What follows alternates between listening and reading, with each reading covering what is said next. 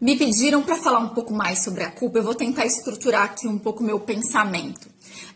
Primeiro, uma culpa mais saudável seria: eu percebi que quebrei algo, que fiz algo errado para alguém. Então, tem um dado que é esse, de fato, que eu errei, que eu danifiquei, que eu quebrei. Eu me importo com essa pessoa, então eu quero reparar, né? Eu peço desculpa, eu compro um vaso novo, eu tento de alguma forma restabelecer essa relação, né, ou este objeto, mantendo que aquilo foi perdido, eu errei, né? Eu quebrei. Ponto 1.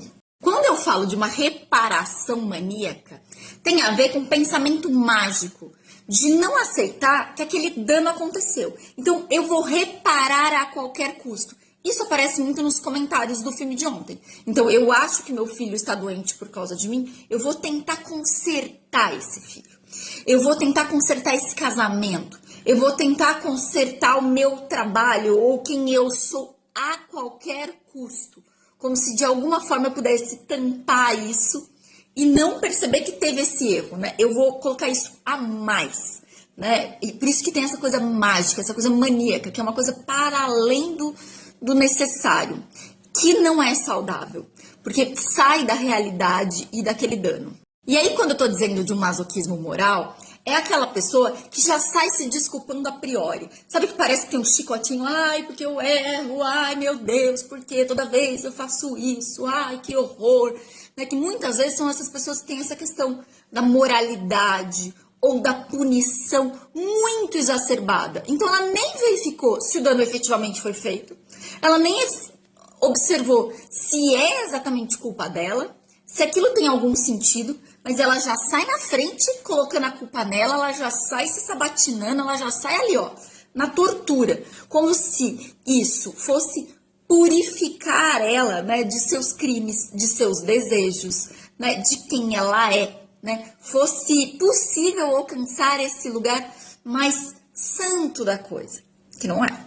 Aí uma outra coisa que eu dei exemplo sobre esse assunto é de quando a gente vai fazendo escolhas indiretas que vão levar àquele problema. Um exemplo clássico é o filme de terror. A gente vai o tempo todo tendo o nosso botão de alerta dizendo para a menininha: não faz isso. Né? Então ela escutou o barulho fora de casa, ela vai lá e abre a porta. Ela vai lá e pergunta: e aí, tem alguém aí querendo acabar comigo? Não satisfeita, ela sai, ela entra na floresta, ela entra na casa abandonada e a gente vai dizendo: pelo amor de Deus!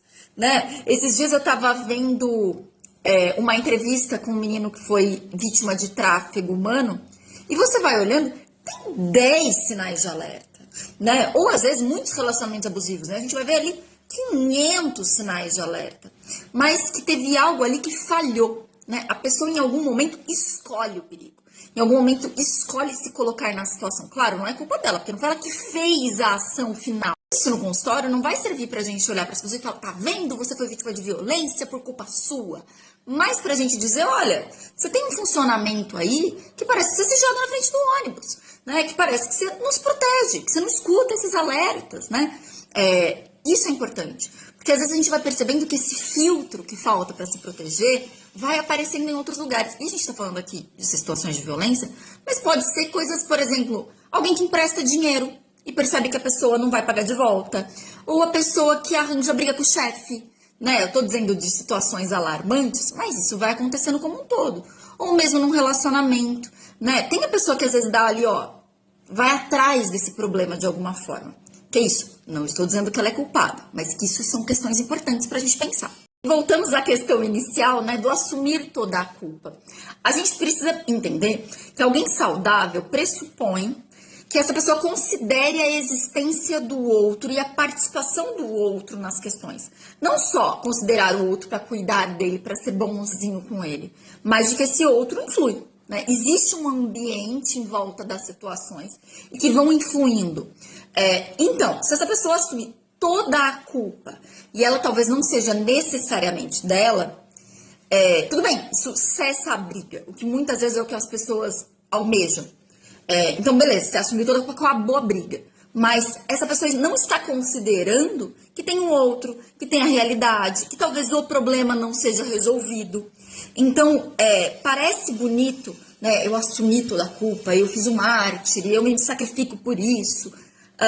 Mas será que isso não distancia da realidade? Voltamos à questão inicial, né, do assumir toda a culpa. A gente precisa entender que alguém saudável pressupõe que essa pessoa considere a existência do outro e a participação do outro nas questões. Não só considerar o outro para cuidar dele, para ser bonzinho com ele, mas de que esse outro influi, né? Existe um ambiente em volta das situações e que vão influindo. Então, se essa pessoa assumir toda a culpa e ela talvez não seja necessariamente dela, tudo bem, isso cessa a briga, o que muitas vezes é o que as pessoas almejam. Então, beleza, você assumiu toda a culpa, acabou a briga. Mas essa pessoa não está considerando que tem um outro, que tem a realidade, que talvez o problema não seja resolvido.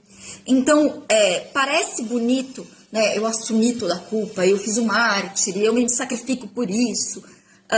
Mas será que isso não distancia da realidade? Eu vou dizendo aqui, vai vindo as situações na minha cabeça, de que muitas vezes eu reparo ou eu me desculpo por algo que eu fiz na minha cabeça. Então, na minha cabeça, eu queria acabar com você. Na minha cabeça, eu queria que você perdesse seu emprego. Eu queria que você fosse pra puta que pariu. Mas eu não fiz algo na realidade. Então, muitas vezes tem essa confusão entre o meu desejo, entre o meu ódio, entre o meu ataque no meu mundo interno e o meu ataque no mundo real. Então, às vezes, as pessoas querem reparar na realidade o que elas fizeram na imaginação. Eu posso ter desejado que você fosse pra puta que pariu. E aconteceu algo ruim na realidade. E aí eu considero que isso que aconteceu de verdade na sua vida foi causado pelo meu desejo. Mas se não fui eu que fiz diretamente, não tem nada a ver comigo, né? Então há muitas vezes essa confusão entre o mundo interno e a realidade, como se pensar fosse que aquilo acontecesse de fato. Excelente que você tenha levantado esse ponto, muito obrigada, porque é uma questão central, né? Embora eu não tenha nomeado isso antes, é central, principalmente em casos graves. E acho que levanta aí uma confusão que as pessoas têm, né? Porque para psicanálise, esses casos mais graves vão ter a ver com um superego mais cruel, mais rígido, né? Então essa pessoa que tem que ter as regras ali preto no branco, né? Que vai se punir, que vai ser mais rígido. E isso tem a ver com um pensamento mais primitivo, um funcionamento mais primitivo. E não que muitas vezes as pessoas têm a idealização de que ser mais certinho, ser mais santinho, ser mais bonzinho é mais evoluído, né? Pelo contrário, né? É essa construção que a gente vai ver nesses casos mais graves e que vai sendo difícil de desconstruir, né? De mostrar o quanto essa moralidade exacerbada, esse seguir a regra dos pais, da família, leva para coisas mais graves. Há também uma relação de culpa com a vergonha? Podemos sentir culpa por vergonha e vergonha por culpa? Acho que sim, mas, não sei, pelo menos na minha visão, a vergonha muitas vezes vem desligada da culpa. Tem algumas pessoas que têm enorme vergonha por existirem, por ser quem elas são, que inclusive muitas vezes é confundido com timidez, né? Às vezes a pessoa nem é tímida, mas ela tem vergonha absurda de ser olhada, de ser vista, de existir naquele lugar, de ser quem se é. Isso não tem nada a ver, às vezes, nem com o que é de fato ou ter feito alguma coisa. Então, acho que tem uma relação, acho que muitas pessoas ficam envergonhadas pelo que fizeram e por se sentirem culpadas. Mas eu acho que tem essa outra vergonha aí importante pra gente se separar.